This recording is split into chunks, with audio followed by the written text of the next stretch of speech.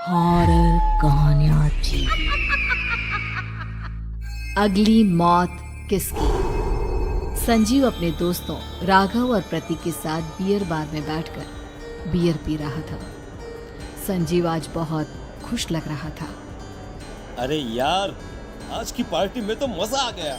तुम दोनों दोस्तों के साथ तो मेरी जिंदगी इतनी अच्छी है कि क्या बताऊं कितनी अच्छी है। अरे भाई, अब दोस्ती की है तो जीना मरना सब साथ में। हाँ अरे अरे यार सुनो, जल्दी से एक बियर और ऑर्डर करते हैं ना, एक आखिरी, और उसके बाद ये जश्न यहीं खत्म हो जाएगा। अरे हाँ हाँ, क्यों नहीं। वेटर, जल्दी से 2 बियर की बोतल लेकर आओ। आज मेरे दोस्तों को जश्न मनाना है, क्यों? इतने में वहां पर एक बहुत सुंदर लड़की छोटे छोटे कपड़े पहनकर हाथ में बियर की बोतल लेकर इसके पास आती है। ये लीजिए, आपने बियर ऑर्डर की थी ना, मैं लेकर आ गई। क्या बात है यार, इस बार की वेटर तो बड़ी सुंदर है। अब बियर लेकर आई हो तो अपने हाथों से ही पिला दो ना। हाँ हाँ, क्यों नहीं, जैसा आप बोलोगे मैं वैसा ही करूँगी। क्या बात है यार, अब तो लगता है रोज यहीं आना पड़ेगा। उसके बाद वो लड़की उन तीनों को बियर सर्व कर देती है। पार्टी करने के बाद वो तीनों अपने अपने घर जाते हैं। प्रतीक, संजीव और राघव को उनके घर छोड़कर जैसे ही अकेला अपनी कार में आकर बैठता है तो अचानक उसे एहसास होता है जैसे उसकी कार की पीछे वाली सीट पर कोई बैठा हुआ है। वो तुरंत पीछे मुड़कर देखता है। तुम यहाँ क्या कर रही हो? और तुम मेरी कार में कब आई? अरे तुम तो बार में वेटर थी ना। बस ऐसे ही मेरा दिल कर रहा था आपके साथ आपके घर चलने का, इसलिए मैं आपके साथ चली आई। अरे लेकिन तुम मेरी कार में आई कब? अभी कुछ देर पहले तो यहाँ पर मेरे दोस्त बैठे हुए थे। प्रतीक के इतना बोलते ही उस लड़के का चेहरा खतरनाक तरीके से बदल जाता है। उसकी आंखें पत्थर की तरह सफेद और पूरे शरीर पर नीली नीली नसें उभर आती है। गाड़ी चलाओ, पूरी स्पीड में चलाओ, और अगर तुमने गाड़ी रोकने की कोशिश भी की तो मुझसे बुरा कोई नहीं होगा। डर की वजह से प्रतीक के पसीने छूटने लगते हैं। उसका शरीर बुरी तरह से कांप रहा था। प्रतीक बिना कुछ सोचे समझे कार को फुल स्पीड से चलाना शुरू करता है।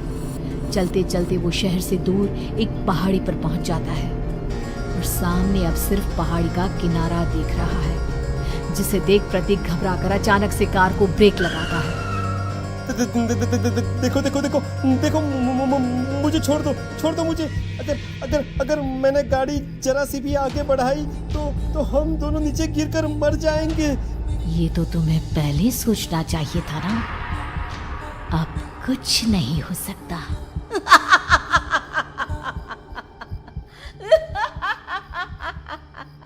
छोड़ दो मुझे। नहीं प्लीज मुझे छोड़ दो। प्लीज मुझे जाने दो। छोड़ दो मुझे। गाड़ी आगे बढ़ाओ। और तभी अचानक से बिना प्रतीक के स्टार्ट किए उनकी कार आगे बढ़ती है और गहरी खाई में गिर जाती है।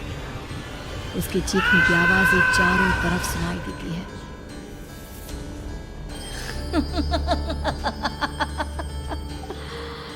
तुझे मारकर मेरे कलेजे में जल रही आग को थोड़ी शांति तो मिल गई, लेकिन अभी ये कहानी खत्म नहीं हुई।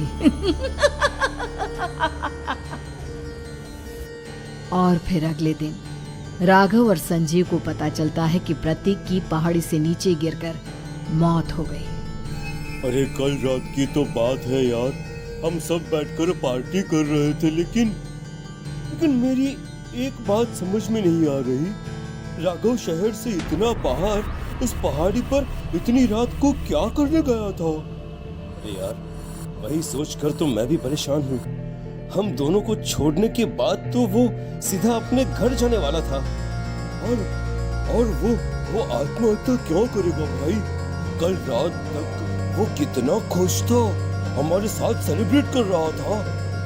हाँ, लेकिन पुलिस ने तो यही कहा है कि प्रतीक ने अपनी कार को जानबूझकर पहाड़ी से नीचे गिरा दिया और आत्महत्या कर ली। अरे यार, संजीव, मेरी तो कुछ भी समझ में नहीं आ रहा है। चल ठीक है, अब मैं अपने घर जाता हूँ। Okay, bye. राघव अपने घर में अकेला था। दोपहर का वक्त था। तभी दरवाजे की घंटी बजी। कौन है? अरे एक मिनट रुको, भी आता हूँ। राघव ने जैसे ही दरवाजा खोला, उसने देखा कि सामने एक बहुत खूबसूरत लड़की खड़ी हुई है। कौन है आप? और यहाँ किससे मिलने आई है?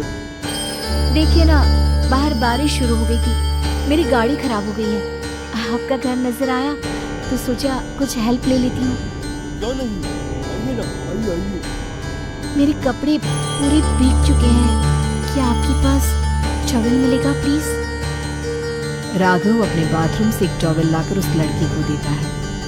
थैंक यू सो मच, अब मैं चलती हूँ। इतनी क्या जल्दी है? आप चाहे तो बारिश रुकने तक यहाँ पर रुक सकती है। हाँ। लड़की ने पलटकर राघव की तरफ देखा। नहीं, मुझे जाना होगा, मेरा काम बाकी है। और वो वहां से चली गई।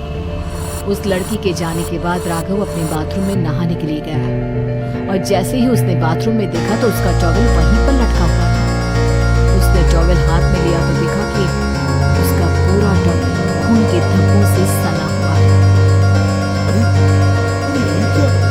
ये टॉवल तो मैंने उस लड़की को दे दिया था।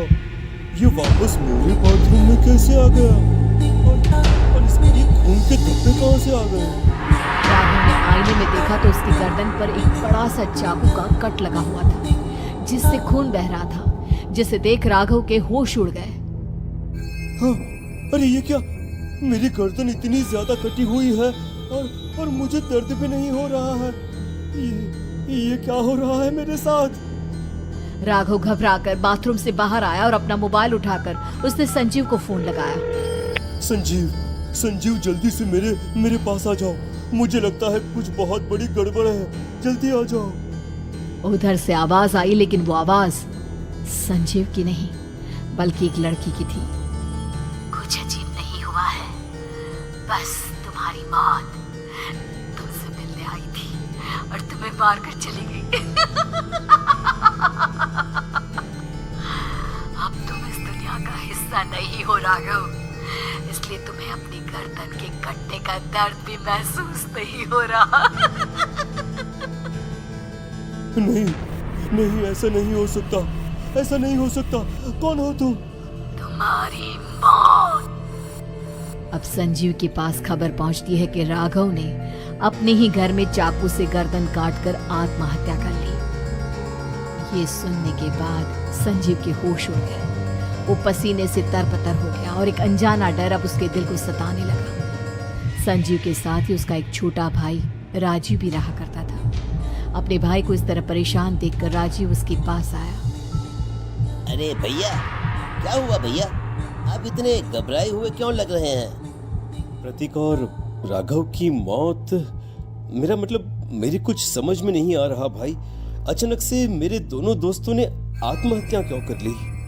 अरे वो तो मेरी भी समझ में नहीं आ रहा है भैया। हाँ, हो सकता है कि कोई परेशानी होगी और इसीलिए उन्होंने ऐसा किया होगा।